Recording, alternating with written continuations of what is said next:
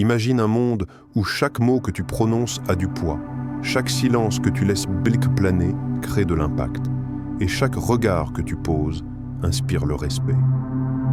Ce monde n'est pas réservé aux grands orateurs nés, il est accessible à celui qui décide de faire de sa parole une œuvre d'art. Dans cette vidéo, tu ne vas pas juste apprendre à bien parler, tu vas découvrir comment transformer ta voix en une force tranquille, puissante, impossible à ignorer. Et si tu restes jusqu'à la fin, tu comprendras pourquoi les stoïciens étaient élus parmi les orateurs les plus redoutables de l'histoire. Alors installe-toi bien, respire profondément. Et n'oublie pas de t'abonner pour ne rater aucune des prochaines vidéos, car ici, ta transformation commence maintenant. L'art de bien parler commence bien avant que les mots ne sortent de la bouche. Il commence dans le silence, dans cette pause volontaire où l'on apprend à observer, à écouter, à comprendre le rythme des autres avant d'imposer le sien. Les stoïciens l'avaient y compris. Parler sans se connaître est une forme de bavardage vide. L'orateur stoïque, lui, cherche d'abord à maîtriser ses pensées, car il sait que la parole n'est que leur reflet. Il ne parle pas pour impressionner ni pour dominer, mais pour clarifier, apaiser ou transmettre. Il s'exerce dans la solitude, en répétant, en méditant, en s'éloignant du tumulte intérieur.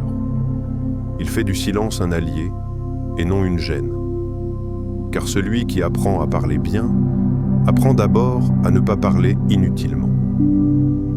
Être un bon orateur, ce n'est pas dire beaucoup de choses, mais dire l'essentiel avec justesse, à la bonne fréquence, au bon moment. Cette justesse n'est pas seulement dans le vocabulaire, mais dans l'intention. Chaque mot devient une action, chaque phrase une démonstration de discipline. Le stoïcisme invite à épurer, à retirer le superflu, à ne garder que ce qui est utile. Parler devient alors une forme d'élégance intérieure. Mais cette maîtrise n'est pas que spirituelle, elle est aussi technique. Le bon orateur observe son souffle, sa posture, la tension de ses mains, la clarté de ses yeux.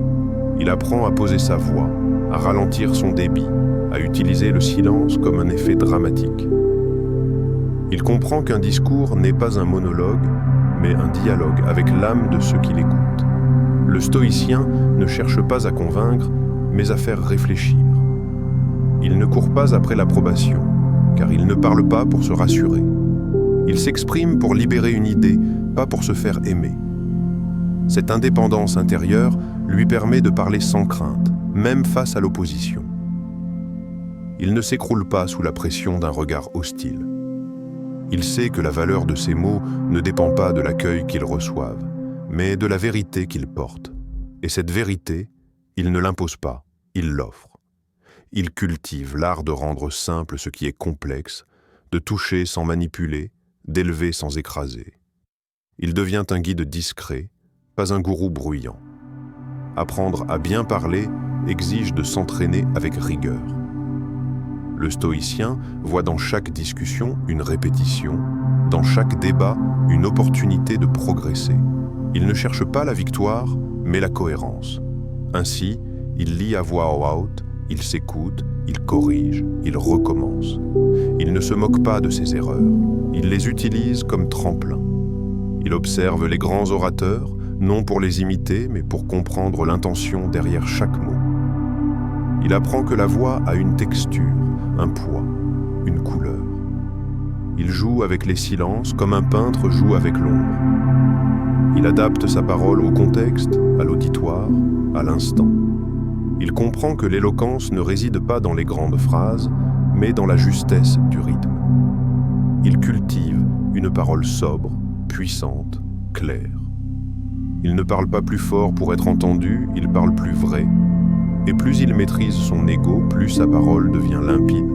Car au fond, c'est l'ego qui pollue le discours. Le besoin de briller, de convaincre à tout prix, d'avoir raison. Le stoïcien s'en détache. Et dans cette liberté, sa parole devient musique. Enfin, l'art de bien parler ne se mesure pas uniquement à l'oral. Il est dans le regard, dans le silence qui suit un mot fort, dans la paix qu'on dégage en prenant la parole. Le bon orateur ne cherche pas à conquérir une foule. Il cherche à réveiller une conscience. Il s'adresse à l'intime, pas au superficiel. Il parle avec son cœur, guidé par la raison. Il incarne ce qu'il dit, car il ne fait qu'un avec ses idées. C'est cela que les gens ressentent. Une cohérence entre l'être et le dire. Le stoïcien, dans sa discipline intérieure, offre un modèle rare. Il montre qu'on peut toucher sans crier, convaincre sans séduire, impacter sans manipuler. Sa parole est une offrande, pas un outil de pouvoir. Et c'est cela, au fond, qui rend l'orateur véritablement inoubliable. Parler avec puissance, c'est parler avec paix. Plus tu maîtrises ton monde intérieur, plus ta voix devient claire, posée, pénétrante. Tu n'as plus besoin de crier pour te faire entendre, ni de convaincre pour être cru. Tu es simplement aligné. C'est ça, l'empreinte du vrai orateur. Il ne parle pas pour remplir un vide, mais pour faire naître quelque chose. Et si tu veux continuer à aiguiser ton esprit, à élever ton art de la parole et à découvrir d'autres méthodes puissantes comme celle-ci, fais ce petit geste qui ne coûte rien, mais peut tout changer. Abonne-toi.